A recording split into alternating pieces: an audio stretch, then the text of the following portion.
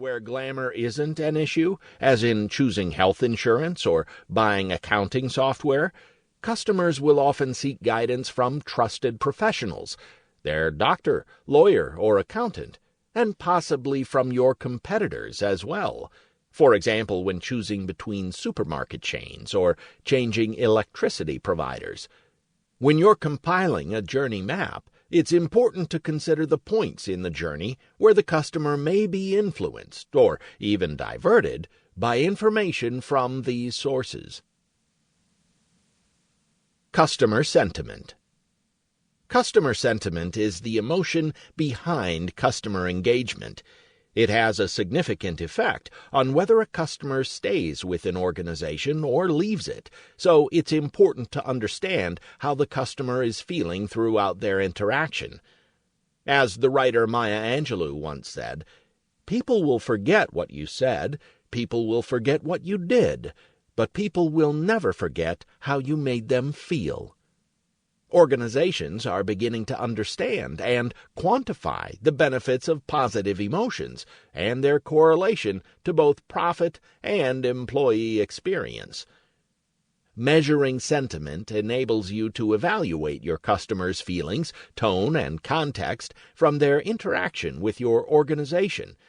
There is always an emotional state connected to a customer's action, whether they make a purchase, provide feedback, or mention your organization to family and friends. It's also valuable to consider how the customer may be feeling before the interaction starts. For example, if they need glasses, they may be nervous at the start of the interaction if they haven't had their eyes tested before. At various points in the interaction, the customer may feel nervous, anxious, or excited, frustrated, annoyed, or angry, scared or confused, stressed or rushed, relieved or satisfied, delighted. Identifying customer sentiments is a vital part of customer journey mapping. Information about emotions can come from various sources, including customer feedback, direct observation, focus groups, and interviews.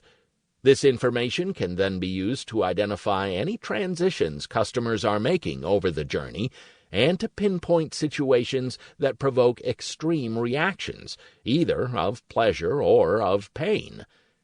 Customer sentiment can range anywhere from pleased to neutral or angry. It's important to understand their emotional state and what's driving it, no matter where your customers are positioned on the sentiment scale. Moments of truth. Moments of truth are points in the journey that are likely to provoke a sharp positive or negative change in the customer's opinion of the organization. They leave a lasting impression on the customer, for better or worse. These interactions can make or break a relationship. They are typically at either end of the scale. An example of a negative moment of truth would be when an organization loses a customer's trust. Say the internet at my home has been down for several days in spite of repeated complaints. The company has promised to send a technician around to fix the fault at 2 p.m., so I leave the office early to let them in. I wait all afternoon, but nobody shows up. I feel betrayed and angry. By contrast, I might experience a positive moment of truth when my new car is delivered to my house by a pleasantly spoken woman who sets the driver's seat to my height, sets the thermostat, adjusts the mirrors, and programs my mobile into the car's Bluetooth. After she leaves, I realize that the petrol tank is full and there's a box of chocolates tucked away in the glove box. This is the kind of interaction I'm not likely to forget. An organization's moments of truth are as unique as its strategy, objectives, customers, people, products, and services, and should ultimately drive its customer-facing business processes. Moments of truth are the interactions customers care most about, so it's important that organizations spend time and resources on getting them right. Points of pain. Points of pain are interactions where